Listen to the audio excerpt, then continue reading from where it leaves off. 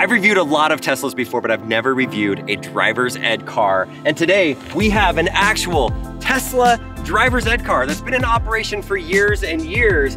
What makes this thing unique and how does it a student driver car?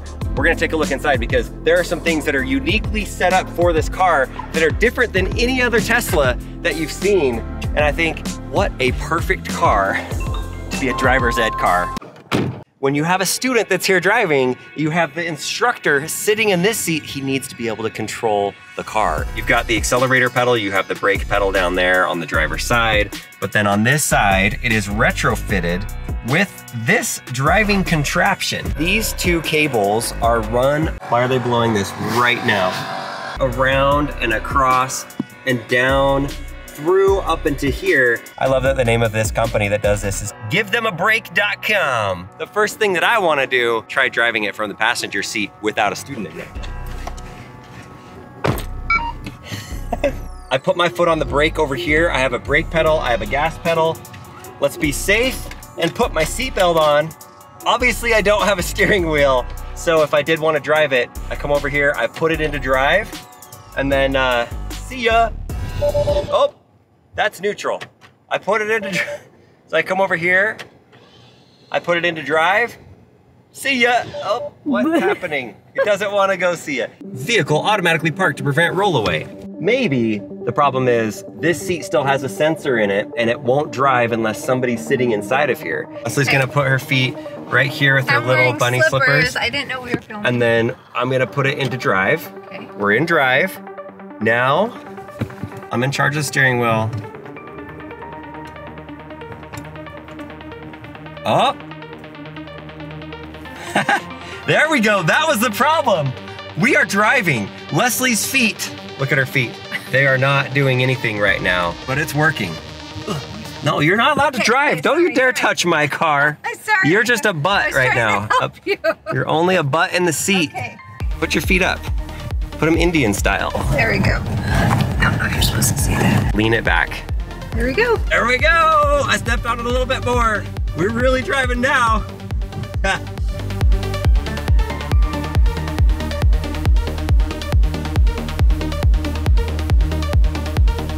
I thought I was gonna be able to film this video by myself, but I can't. I need her butt. How fast can we go? Oh my gosh. I can't see what's happening. Oh my gosh. We are in a parking lot, so we are pretty safe. We have driven around this parking lot, I feel like, enough times. Leslie, thank you for your help. Welcome. You can go. Thank you. Why, don't call yourself a bum. That is rude. I don't like saying the word but. I like the word bum better. Okay. Don't show my bum though. I had to show it because Don't we were show talking. my We were just bum. talking about. Thanks for letting us use your butt.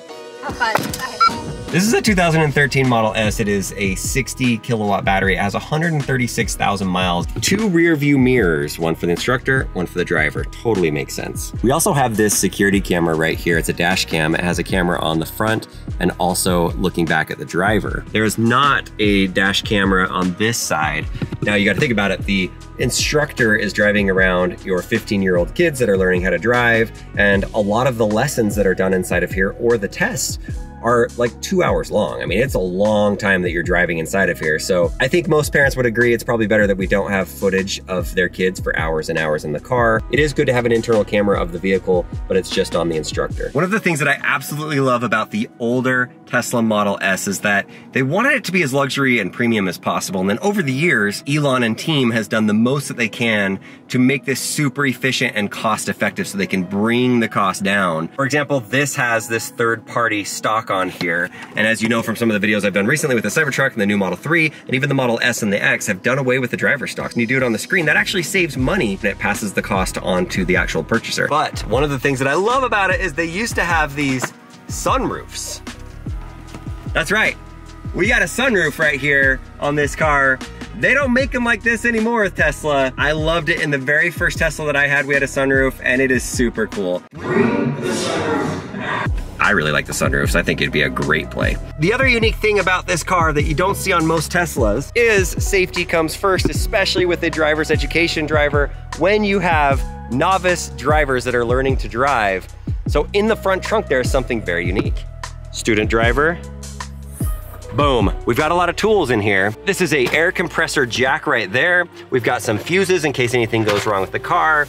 But then underneath here, we actually have a spare tire that fits inside of the trunk. Now I spoke to the driver that's been driving this for years, and he said he's actually had a flat tire with a student in the car and had to use this in order to put a new wheel on the car. Oh, and another thing, under there, this is actually a fire extinguisher right there, but that's a fire extinguisher for lithium-ion batteries to put out electrical fires. Surprise, surprise, it's my daughter Claire that's doing her driver's lesson. All right, Claire, so this is one of your first times driving with an instructor that's not your parents.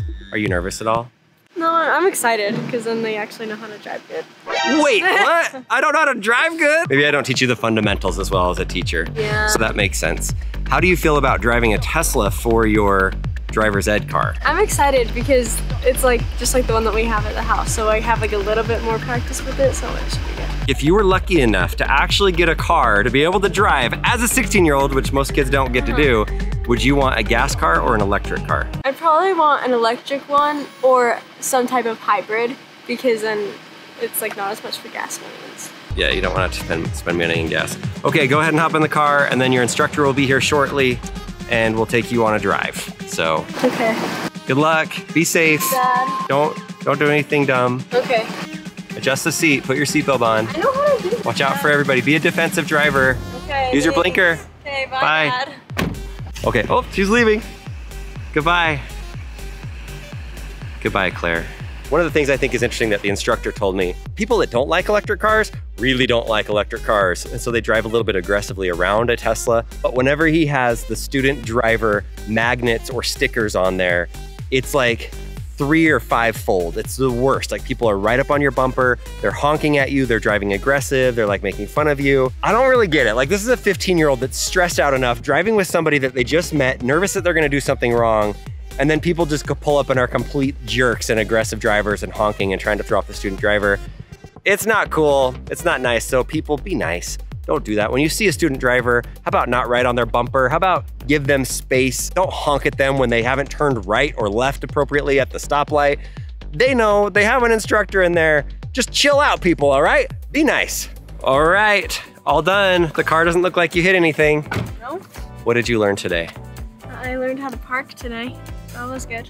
Did anybody get extra aggressive with you because you have the student driver stickers on there and because it's a Tesla, or were they nice?